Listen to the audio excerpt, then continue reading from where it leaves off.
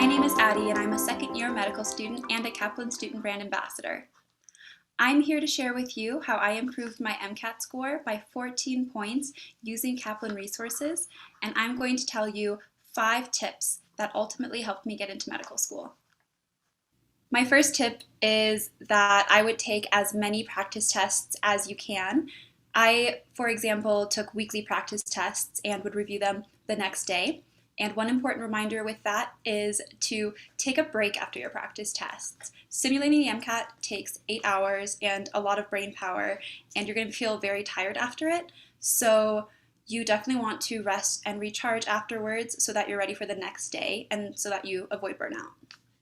My second tip is to thoroughly review both your correct and incorrect answers. I used to keep an Excel spreadsheet of every incorrect answer, why I got that question wrong, and what concept that related to. Because the MCAT test writers will ask you about one concept in 10 different ways. So if you don't go back to really review the concept and what you were missing that led you to the wrong answer, then you could get tricked by the same concept but asked in a completely different way. My third tip is to identify your weak points early and dedicate extra time to those.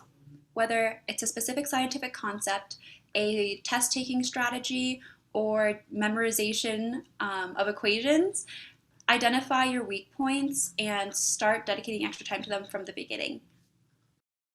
It might feel more gratifying to practice the things that you're good at, but you will see the most improvement when you really hone in on the topics that you struggle with.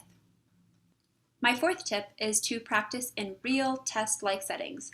During the MCAT, you get 2 short snack or bathroom breaks and 1 30-minute lunch. So chug that coffee before you start the test, because the more you practice in real test-like settings, the more comfortable you will feel on exam day. Now I'll give you specific tips for each section that helped me achieve my scores. For the Chem Phys section, I would suggest using Kaplan's equation cheat sheet from the very beginning of studying. It comes as a 10 to 15 page laminated document, sort of book thing that's like that thick, and it comes within your set of Kaplan MCAT books. And I would suggest to use that from the very beginning so that you are not focusing on rote memorization of equations or concepts at the end of studying, and so that you just get familiar with all these concepts and you can incorporate them into your practice tests. This helped me score a 129 in Chem and Physics. My tip for cars is to dedicate time every single day for cars. So every morning I spent 2 hours doing practice car sections and reviewing them. So don't sleep on cars, basically. Even if you do sleep on cars a little bit, at least the last 4 weeks, don't sleep on cars. This helped me score a 128 in cars. For the Biochem section, I would say that my tip is maybe take a Biochem class before you study for the MCAT.